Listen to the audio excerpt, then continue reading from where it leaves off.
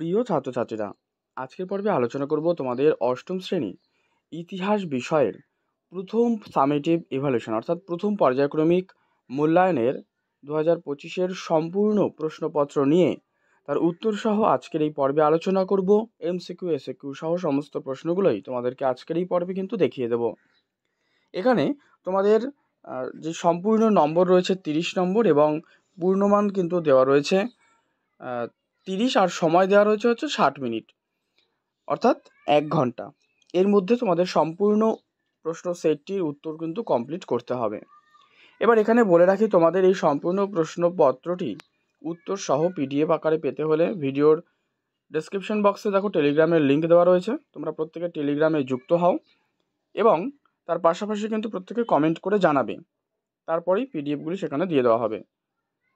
আর ভিডিওর মধ্যেই পাসওয়ার্ড বলে দেওয়া রয়েছে পিডিএফের, তোমরা সম্পূর্ণ ফ্রিতেই সেই পিডিএফগুলো কিন্তু সংগ্রহ করতে পারবে। তো উত্তরগুলো এবার আলোচনা করছি, তোমরা একবার দেখে নাও। তোমাদের যেমন প্রথমেই রয়েছে 6টা এমসিকিউ প্রশ্ন। তো প্রথম এক জায়গায় নির্দেশ, সঠিক উত্তরটি নির্বাচন করে লেখো। এখানেই 6টা রয়েছে, দেখো উত্তরগুলো আলোচনা করছে, একবার দেখে নাও। প্রশ্ন যে আহমদ শাহ আবদালি কে ছিলেন? উত্তর করো, একজন আফগান। 2 নম্বর প্রশ্ন, চতুর্থ ইং মহীশূর যুদ্ধ হয়েছিল কত খ্রিস্টাব্দে হয়েছিল?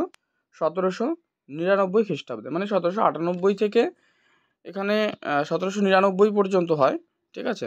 তো এখানে যেহেতু 99 অপশন দেওয়া আছে, তোমরা 99 করবে। 2 পলাশির যুদ্ধ কবে হয়েছিল? 1757 খ্রিস্টাব্দে কিন্তু পলাশির যুদ্ধ হয়।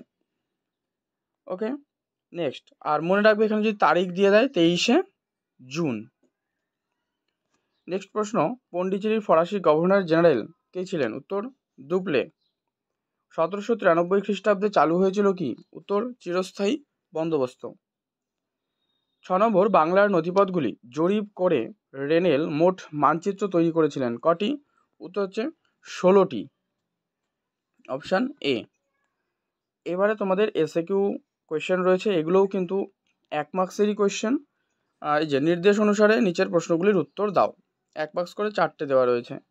তো প্রথমটা দেওয়া রয়েছে, দেখো বেমানান শব্দটি খুঁজে বের করো, অর্থাৎ কোনটি বাকিদের থেকে আলাদা। তো এখানে রয়েছে বাংলা, বিহার, সিন্ধু প্রদেশ আর ওড়িশা। তো বাংলা, বিহার, ওড়িশা এই তিনটে কিন্তু এক, শুধু আলাদা হচ্ছে সিন্ধু প্রদেশ, তাহলে এটা হয়ে যাবে বেমানান। 2 নম্বর রয়েছে সত্য মিথ্যা লেখো। বলা হচ্ছে যে 1764 খ্রিস্টাব্দে বক্সারের যুদ্ধ হয়েছিল, এটা করো সঠিক অর্থাৎ সত্য। নেক্সট প্রশ্ন, শূন্যস্থান পূরণ করো। বলছে মুর্শিদাবাদের রাজনীতি ও অর্থনীতিতে বণিকদের বেশ প্রভাব ছিল, তো এদেরকে কি বলা হতো? এদেরকে বলা হতো বণিক সম্প্রদায় বা বাণিজ্যিক পরিবার। 4 নম্বর কোয়েশ্চেন, শূন্যস্থান পূরণ করো। কলকাতার হিন্দু কলেজ প্রতিষ্ঠিত হয়েছিল কত খ্রিস্টাব্দে? এটা করবে 1817 খ্রিস্টাব্দে। এখানে আমি লিখে দিই 1817, ঠিক আছে? আর তার যদি তারিখ জানতে চায় তাহলে করবে 20 জানুয়ারি। কলকাতার হিন্দু কলেজ প্রতিষ্ঠিত হয়েছিল 1817-এর 20 জানুয়ারি। পরবর্তী 3 দাগ রয়েছে, 2-3টি বাক্যে নিচের প্রশ্নগুলির উত্তর দাও। এখানে বলা রয়েছে 2 মার্কসের প্রশ্ন, ঠিক আছে? এর উত্তরগুলো আলোচনা করছি, তোমরা একবার শুনে নাও, অথবা এই উত্তরগুলো তোমরা পিডিএফ আকারেও কিন্তু পেয়ে যাবে টেলিগ্রাম থেকে, তোমরা অবশ্যই সেখান থেকে কিন্তু সংগ্রহ করে নিও। অবশ্যই তার পাশাপাশি একটা কমেন্ট করে জানাবে তোমরা প্রত্যেকে। প্রশ্ন দেখো যে ব্রিটিশ প্রেসিডেন্সি ব্যবস্থা কাকে বলে? এটা লিখবে, ভারতীয় উপমহাদেশে বাণিজ্যের স্বার্থে ব্রিটিশ কোম্পানি কলকাতা, মাদ্রাজ, বোম্বাই প্রভৃতি স্থানে ঘাঁটি তৈরি করে। তো এই যে 3টে ঘাঁটি বললাম, কলকাতা, মাদ্রাজ আর বোম্বাই, এই 3টে ঘাঁটিকে কেন্দ্র করেই ব্রিটিশ কোম্পানি কিন্তু বাণিজ্যিক কার্যকলাপ চালাতো। পরে ওইগুলো প্রশাসনিক কেন্দ্র গড়ে উঠেছিল, একেই প্রেসিডেন্সি ব্যবস্থা বলা হয়। 2 নম্বর প্রশ্ন, পলাশির লুণ্ঠন কাকে বলে? এটা লিখবে কি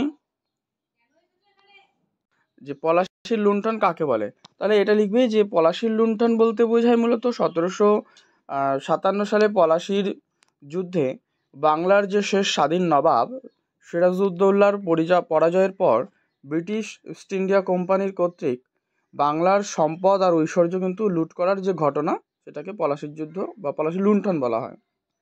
বা আরও একটা লিখতে পারো, 1757 সালের 23শে জুন বাংলার যে শেষ স্বাধীন নবাব সিরাজউদ্দৌলার সাথে ব্রিটিশ ইস্ট ইন্ডিয়া কোম্পানির রবার্ট ক্লাইভের বাহিনীর মধ্যে পলাশী নামক এক স্থানে একটি যুদ্ধ হয়। তো সেই যুদ্ধই পলাশীর যুদ্ধ নামে পরিচিত। নেক্সট 3 নম্বরে রয়েছে দুইয়ের অথবায় যে 76-এর মন্বন্তর কাকে বলে।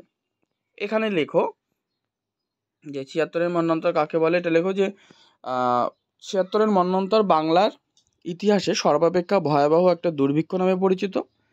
তো 1176 বঙ্গাব্দে বাংলার তারিখ বলা হচ্ছে। তো 1176 বঙ্গাব্দে এই দুর্ভিক্ষ হয়েছিল বলে একে কিন্তু 76-এর মন্বন্তর বলা হয়। ঠিক আছে, এরপরে 4 দাগে রয়েছে 4-5টি বাক্যে নিচের প্রশ্নগুলোর উত্তর দাও। এখানে রয়েছে অন্ধকূপাত্তা কি সম্পর্কে যা জানো লেখো।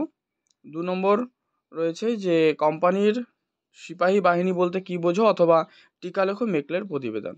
এই যে 2 দাগে 2টো প্রশ্ন পেলে, যার মধ্যে একটা করবে আর 1 দাগের একটা। ঠিক আছে, এই 2টো প্রশ্ন যার মার্কস কিন্তু 3 নম্বর করে, টোটাল 6। ওকে, তো এবারে 4 দাগ হলো, এবারে 5 দাগ দেখো। 5 দাগে কি বলছে। 5 দাগে বলা হচ্ছে 8-10টি বাক্যে নিচের প্রশ্নের উত্তর দাও। এগুলো কিন্তু 5 মার্কসের প্রশ্ন। 2টো প্রশ্নের উত্তর তোমাকে করতে হবে। কি প্রশ্ন? ভারতে ব্রিটিশ কোম্পানি আধিপত্য বিস্তারের ক্ষেত্রে অধীনতামূলক মিত্রতা নীতি থেকে সত্যবিলোপ নীতিতে বিবর্তনকে কিভাবে ব্যাখ্যা করবে, এটি। অথবা এটা না লিখেও তুমি আরেকটা লিখতে পারো। কি লিখতে পারো? যে দ্বৈত শাসন ব্যবস্থার সম্বন্ধে লেখো। ঠিক আছে, এটি তুমি লিখতে পারো। তো দ্বৈত শাসন ব্যবস্থাটা কিন্তু বড় করে লিখতে হবে, যেহেতু 5 মার্কসের এখানে দেওয়া আছে। নেক্সট 2 নম্বর প্রশ্ন দেখো, কোম্পানির শাসনে সঙ্গে জমি জরিপের সম্পর্ক কি ছিল, আর ইজারাদারি বন্দোবস্ত চালু করা ও তা তুলে দেওয়ার পেছনে কি যুক্তি ছিল। এটা হচ্ছে 2টো পার্টে আছে, 2+3। তো সেক্ষেত্রে তোমরা চাইলে এই পার্ট কোয়েশ্চেনটিও কিন্তু অ্যাটেন্ড করতে পারো। এর অথবায় একটা দেওয়া রয়েছে, দেখো এর অথবায় দেওয়া রয়েছে যে লর্ড উইলিয়াম বেন্টিংয়ের সংস্কার সম্বন্ধে লেখো, এই প্রশ্নটি। তো এই যে প্রশ্নগুলো আলোচনা করলাম, এগুলো তোমরা ভালো করে প্র্যাকটিস করো। এটি একটি নমুনা প্রশ্নপত্র, এবং পাশাপাশি এই প্রশ্ন সেটটি তোমরা পিডিএফ আকারে পেতে চাইলে টেলিগ্রাম থেকে তোমরা প্রত্যেকে সংগ্রহ করতে পারো সম্পূর্ণ ফ্রিতে, যার পাসওয়ার্ড ভিডিওর ডেসক্রিপশন বক্সে কিন্তু ভিডিওর মধ্যেই দেওয়া রয়েছে। ওখান থেকে তোমরা দেখে নাও, এবং আজকের এই পর্বটি ভালো লাগলে লাইক করে দিও, শেয়ার করে দিও বন্ধুদের মধ্যে। চ্যানেলে নতুন হলে অবশ্যই কিন্তু প্রত্যেকে সাবস্ক্রাইব করে রাখবে। এছাড়াও এখানে বলে রাখি, অন্যান্য বিষয়ের প্রশ্নপত্রগুলোও কিন্তু আলোচনা করা রয়েছে। তোমরা চ্যানেলে গিয়ে সেই সমস্ত বিষয়গুলো দেখে নাও। ঠিক আছে, এবং তোমাদের যদি অন্যান্য কোনো বিষয় সংক্রান্ত প্রশ্ন থাকে, তা সমাধানের জন্য প্রত্যেকে তোমরা কমেন্ট করে জানাবে। তোমাদেরকে সেই সমস্ত প্রশ্নের উত্তরগুলো যথাযথভাবে কিন্তু দিয়ে দেওয়া হবে।